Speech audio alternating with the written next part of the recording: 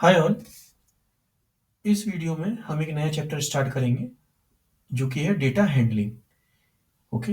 Data handling आपका NCERT syllabus का fourth chapter है। इस चैप्टर में बेसिकली हम लोग ग्राफ्स कवर करेंगे एंड प्रोबेबिलिटी के टॉपिक्स भी हम इसमें कवर करेंगे। Okay, so let's get started. So first topic जो होगा वो होगा पिक्टोग्राफ। ओके, अगर आप इसमें थोड़ा सा वर्ड्स को देखेंगे तो first word is pick and the other one is graph. So anything which is related to picture and represented as a graph is a pictograph. ठीक है, ये एक याद करने का तरीका है. But like if you are going for a definition, तो if you are using images to represent some data to get some meaningful outcome and result is known as a pictograph. मतलब यूजिंग पिक्चर्स आप कुछ ऐसा diagram बनाते हैं या कुछ ऐसा ग्राफ बनाते हैं जिससे आपको कुछ मीनिंगफुल डेटा मिलता है, फ्रॉम विच आप कुछ इंटरप्रेट कर सकते हैं या कुछ आप जानकारी निकाल सकते हैं उससे. That is a pictograph. Okay, अभी आप देखिए इसमें ध्यान से. तो पिक्टोग्राफ जैसे कि एक ये है, तो इसमें आप देख सकते हो कि हमने एप्पल्स की फोटो यूज करी है. देखिए एक एप्पल, ऐसे मल्टीपल एप्पल्स की हमने फोटो यूज करी है. तो इसमें हमने ऐसे बताया कि भाई मंडे को 1 2 3 4 4 एप्पल्स है ना, और इसका टॉपिक हमने ऊपर लिख दिया क्या, एप्पल्स सोल्ड. तो हमें इससे देख के पता चल रहा है कि 4 एप्पल्स हैं क्योंकि मंडे को, और हमने ऊपर बताया भी है कि एक एप्पल इक्वल टू 10 एप्पल्स, मतलब एक इमेज इक्वल्स टू 10 एप्पल. तो यहाँ पे हो गया 40. ठीक है ना, 10 + 10 + 10 + 10. वैसे ही यहाँ पे हो गया 20, यहाँ पे हो गया 30. तो आपको ये पूरी इमेज, सॉरी ये पूरा ग्राफ आपको क्या शो करता है कि मंडे ट्यूसडे वेडनेसडे को कितने एप्पल्स सोल्ड हुए, कितने एप्पल्स बिके. तो इसे एक हम पिक्टोग्राफ कहेंगे. ठीक है ना, अभी आगे बढ़ते हैं. ठीक है, पिक्टोग्राफ में मैंने एक चीज यूज की है, data. What is data? Data is anything which has some meaning, और जिससे आप कुछ इंटरप्रेट कर सकें. जैसे कि अगर आपको मैं कहता हूं कि अगर हम January 1, January 2, ऐसी 3rd 4th 5th, मान लीजिए मैं इसका टेम्परेचर आपको बताता हूँ कि एक दिन 6 डिग्री रहा, एक दिन 5 डिग्री रहा, एक दिन अगेन 5 डिग्री रहा, फिर 4 डिग्री हो गया, फिर 4 डिग्री हो गया. तो ये एक डेटा है जिससे आप इंटरप्रेट कर सकते हो कि जैसे जैसे जनवरी में डेट्स बढ़ रही हैं वैसे वैसे टेम्परेचर जो है लो हो रहा है. Right. So data is something from which you can derive some information. Any information that is collected and provided and provides some useful outcome is a data. Okay. तो ये आपको डेटा की भी बेसिक सी डेफिनेशन आ गई. अगर exam में आपसे पूछते हैं व्हाट इज पिक्टोग्राफ, तो आप ऊपर वाला जो है डेफिनेशन लिख सकते हैं और साथ में कुछ ऐसा एक बेसिक सा डायग्राम बना सकते हैं. इंस्टेड ऑफ एप्पल्स आप जो है स्टार्स यूज कर सकते हैं कि नंबर ऑफ स्टार्स है ना, या फिर नंबर ऑफ बॉल्स आप यूज कर सकते हैं. तो उससे आपको इजी टू मेक होगा और आप आसानी से पूरा डायग्राम बना सकते हो. ठीक है ना. अभी आते हैं एडवांटेजेस. तो पिक्टोग्राफ के क्या फायदे हैं? First thing is very easy to understand. Second thing is can be represented to multiple groups of viewers and can be easily understand. मतलब पहला है कि इसे समझना आसान होता है as compare to other graphs. Other graphs जिसमें हम लाइक बार ग्राफ और लीनियर ग्राफ्स, एनीथिंग जिसमें हमें लाइक पॉइंट से रिप्रेजेंट करते हैं या है ना लाइन से रिप्रेजेंट करते हैं, तो उसमें आप हर एक जो है बंदे को नहीं समझा सकते या हर एक पर्सन को नहीं समझा सकते until unless he has some knowledge of the graphs. ठीक है ना.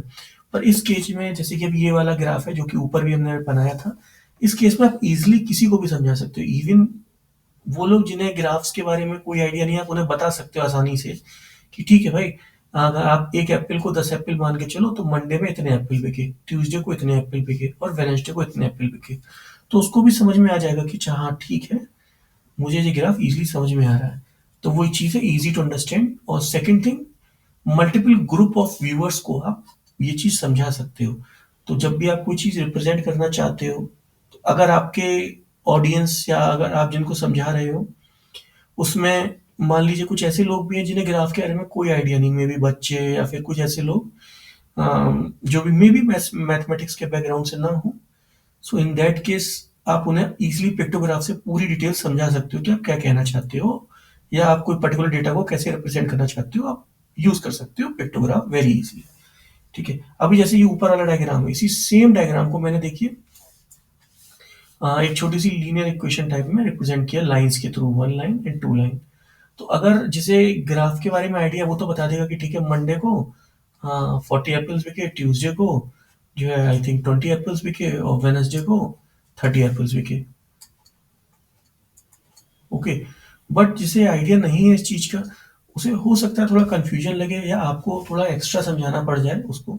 ठीक है, and maybe might be he will not be any much comfortable on that. ठीक है ना, so that is why we use pictograph for such cases.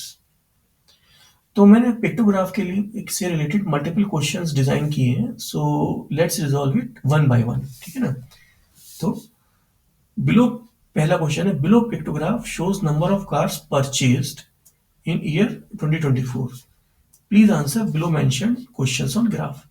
तो ये ग्राफ है जो कि आपको बता रहा है कि पर सिटी के हिसाब से 2024 में कितनी कार्स बिकी। ठीक है ना, और ये कह रहा है कि एक कार की जो इमेज है वो इक्वल टू 10 कार होगी। अगर ऐसा इक्वल टू 10 कार नहीं लिखा तो फिर आप इसको 1 कार ही मानोगे, पर इधर 10 लिखा है तो फिर ये एक कार 10 कार के बराबर होगी। तो यहाँ पे टोटल कितना हुआ, पहले आप लिख लो एक बेसिक सा 20 कार। ये कितना हुआ आपका 30 कार। ये वाला कितना हुआ आपका 10 कार। सबकी कार्स पता चल गई हमको। अब हम क्वेश्चंस पे आते हैं। तो इसमें पहला क्वेश्चन क्या पूछा, which city has purchased maximum cars. तो 20, 30, 10, इसमें सबसे बड़ा कौन सा है, ये वाला। तो इसके अगेंस्ट सिटी कौन सी है, दिल्ली। तो इसका आंसर क्या होगा, दिल्ली।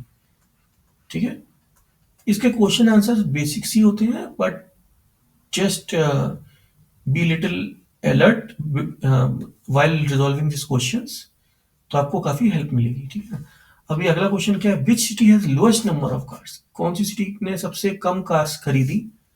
ठीक है, I think lower number of cars purchased यहाँ पे आना चाहिए। ठीक है ना, तो वो मेरे ख्याल से आप कह सकते हो कोलकाता। ठीक है, आई होप आपको ये वाला क्वेश्चन समझ में आया होगा। ठीक है, अब क्वेश्चन को थोड़ा सा और एक और बढ़ाते हैं, बढ़िया। तो ये क्वेश्चन है, there is a pizza joint in Delhi where they have 3 pizza in menu, cheese pizza, margherita and veggie. Owner decided to record sale of pizza for his festive day and below are the results. मतलब एक pizza joint है। ठीक है ना, तो उस pizza joint में एक ओनर ने क्या डिसाइड किया कि आज फेस्टिवल है तो मैं आज रिकॉर्ड करता हूँ कि कौन सा पिज्जा कितना बिका।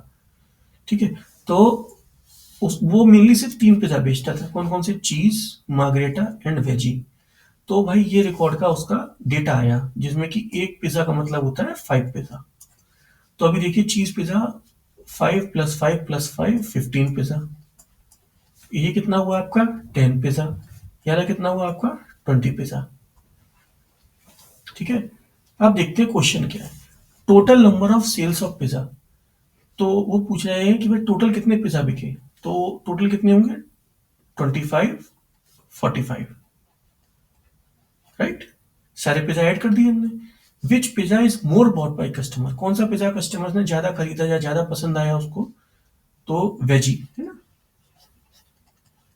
अभी which is less bot by customers, कौन पिज्जा सबसे कम खरीदा, तो मार्गरेटा। ठीक है ना, तो इस तरीके से आप इसके आंसर्स को लिख भी सकते हो, और लिख सकते हो कि margherita because only 10 pizza is purchased. आप ऐसे थोड़ी सी लाइन से भी लिख सकते हो, so it would be more better. अभी अगला क्वेश्चन देखते हैं। इसमें अभी तक तो हम लोग पिक्टोग्राफ बना था उससे इंटरप्रेट कर रहे थे, अब हमारे पास कुछ डेटा है उससे हमें पिक्टोग्राफ बनाना है। ठीक है, तो क्या है, draw pictograph for the following data for student scoring goal in football match. तो ये एक ग्राफ है, इससे हमें एक पिक्टोग्राफ बनाना है। तो पिक्टोग्राफ हम बनाने के लिए, ठीक है, आप प्रॉपर स्केल का यूज कीजिएगा। तो यहाँ पे हम स्टूडेंट लिख देते हैं। ठीक है, इनके नाम लिख दीजिएगा, उदय, अजय, विशाल, है ना, प्रॉपर नाम लिख दीजिएगा। और यहाँ पे आप गोल्स लिख दीजिएगा, है ना। तो अभी हमें पिक्टोग्राफ बनाना है, तो हम एक बॉल की डिजाइन बना लेते हैं और इक्वल टू लिख देंगे 1। तो अभी पहले वाले हम कितनी बॉल्स बनाएंगे, 1 2 3 4 5। अगले वाले में 3, उसके लास्ट वाले में 2 बॉल्स, ठीक है ना। तो इस तरीके से आपको एक पिक्टोग्राफ आप डिजाइन कर लोगे। When you will be using scale and proper circles, तो ये आपका प्रॉपर डिजाइन अच्छा दिखेगा। और मे बी आप बॉल्स बनाने के लिए कोई दूसरा कलर भी यूज कर सकते हो, तो फिर ये थोड़ा सा और अच्छा दिखेगा ग्राफ देखने में भी, है ना। अभी इसके बाद एक और क्वेश्चन आता है ये वाला, ठीक है।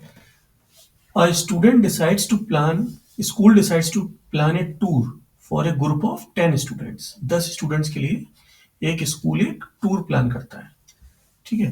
तो और उनसे कहता है कि आप ऑनलाइन वोट करो for which city they want to go. जिस सिटी में आप जाना चाहते हो ना, उसके लिए ऑनलाइन वोट करो by giving that city A star. तो ये रिजल्ट आया। जो 3 सिटी ली थी लोगों ने, मनाली, जयपुर और उदयपुर। तो मनाली के लिए 2 स्टार आए, क्योंकि मैंने ऊपर कुछ नहीं दिया तो उसका मतलब 2 ही होगा। इसमें 3 आए, इसमें 2 आए। कुछ नहीं दिया मतलब मैंने यहाँ पे ऐसा कुछ नहीं दिया, ठीक है ना। तो फिर इसका मतलब यही होगा। तो अभी इतना स्टार्स ऐसे ऐसे सिटीज को मिला है। तो क्वेश्चन क्या है, where is the majority of students want to go. तो मेजोरिटी ऑफ स्टूडेंट्स कहाँ जाना चाहते हैं, जिसमें 3 है, जयपुर, पिंक सिटी, ओके। अभी total number of students who have still not given the vote, मतलब ऐसे भी क्या कुछ स्टूडेंट्स हैं जिन्होंने वोट नहीं दिया, टोटल नंबर। तो कितने स्टूडेंट्स थे, 10। और कितनों ने वोट दिया, 2 + 3 5 6 7 7। तो कितना आया, 3। तो इसका आंसर कितना हुआ, 3 स्टूडेंट्स, ठीक है ना। आई थिंक आपको ये क्वेश्चन समझ में आया होगा। पिक्टोग्राफ के जितने भी क्वेश्चन हैं मैं उनको अलग अलग तरीके से समझाने की कोशिश कर रहा हूँ, सो दैट अगर एग्जाम में किसी भी वेरिएंट का क्वेश्चन आता है, आप उसको इजीली रिजॉल्व कर सकते हो। सेम टाइप के क्वेश्चन होंगे, कहीं पिज्जा यूज कर लिया होगा, कहीं बॉल्स यूज कर ली होंगी, कहीं मे बी फ्लावर्स यूज कर लिए होंगे, या हाउसेस यूज कर लिए होंगे, पर क्वेश्चन को रिजॉल्व करने का तरीका 100% सेम ही रहेगा, ओके। तो अभी एक और क्वेश्चन करते हैं। ये देखिए, एक लाइब्रेरी है which wants to know the data of number of books currently issued. मतलब कोई लाइब्रेरी है, उसको पता करना है कि भैया हमारी कितनी बुक्स इशू हुई हैं अभी करंटली में, वो बताऊं। तो उसको एक ऐसा पिक्टोग्राम मिला हुआ है। तो इसमें भी मैंने नहीं बना रखा, तो इसका मतलब बुक इक्वल टू 1। तो स्टूडेंट ए के पास कितनी बुक्स हैं, 3। स्टूडेंट बी के पास 1। स्टूडेंट सी के पास 2। तो क्वेश्चन क्या है, किस स्टूडेंट के पास सबसे ज्यादा बुक्स हैं। तो स्टूडेंट ए। कितनी बुक्स लाइब्रेरी से इशूड है, तो कितनी होंगी, 3 + 1 + 2 = 4/6।